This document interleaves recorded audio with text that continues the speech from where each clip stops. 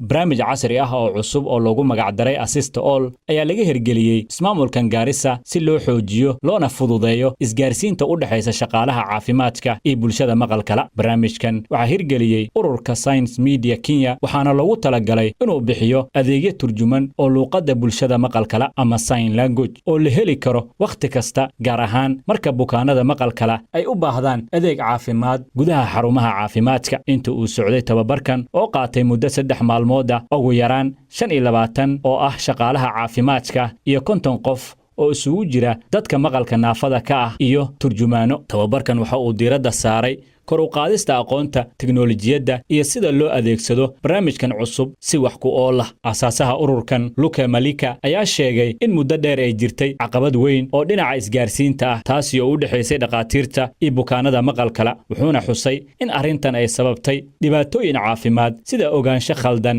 iyo daaweyn aan sax ahayn. Dhanka kale, agaasimaha caafimaadka ismaamulkan Garissa Dr. Aadan Xuseen ayaa tilmaamay in tababarkan uu qayb ka yahay dadaalo ballaaran oo lagu horumarinayo adeegyada caafimaadka si ay u noqdaan kuwa loo siman yahay oo ay ka faa'iideystaan dhammaan bulshada, gaar ahaanna dadka naafada ah. Qaar ka mid ah dhaqaatiirtii ka soo qayb galay kulankan ee tababarkan loo fidiyay ayaa idaacadda Star FM ugu warbixiyay tababarkan la siiyay iyo waxyaabaha ay ka faa'iideysteen. Cabdiraxmaan Daahir waxaan u shaqeeyaa wasaaradda caafimaadka Garissa County, khaasatan waxaan ka shaqeeyaa Huluqa Sub County. Waxaa jirta in uu yeeray 3 maalmood oo training ku saabsan si loola hadlo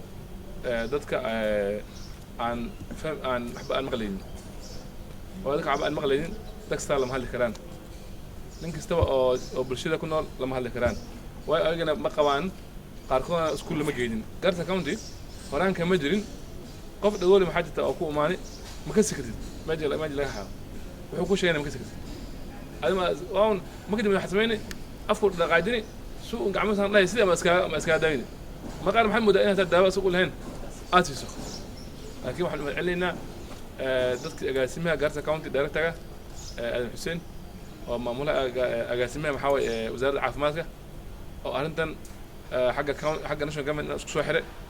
إلا هذا النقص جرسي ما نكذب قالنا وهذا نولتها برها سيدان كله للهن دتك أحب أن مغلين مجاعي وفتح وحنا هاي نختار كشقي كاونتي Garissa County waxaan ku qaadanay training ama tababar waxa loo yaqaano oo nala tababarayay habka aan ola wada hadli lahayn bulshada ama community ku nool Garissa County ee la nool qabadayaasha sida dhagoolnimada ama community-ga dhagoolayaasha sidaan ola hadli lahayn iyo sidaan u dhageysan lahayn ayaa maanta nala train garinay.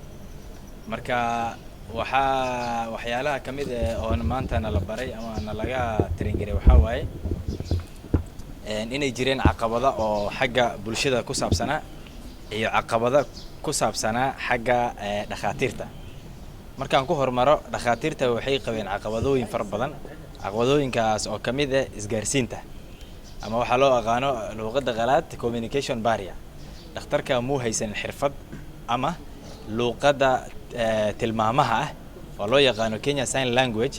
dhaqaatiirta badi ma yaqaanaan sifa ay ula hadlaan ama ay macnaha u dhageystaan qofka la nool dhagoolanimada. Waxa kale oo laga tababaray cabsida iyo kalsooni daraha ay qabaan dadka bulshada dhagoolayaasha inaan cabsidaas iyo kalsooni daradaas aan ka bixino oo mar walba istaalka ay imaadaan ay kalsooni ku lahaadaan istaalka oo loo adeego si fiican loo adeego ayagoo luqadooda tilmaamaha ma ahayd aan isticmaalayno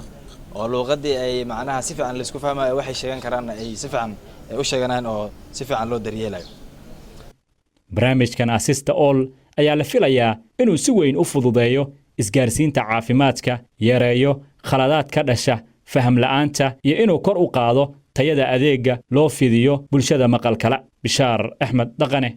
warbaahinta Star, Garissa.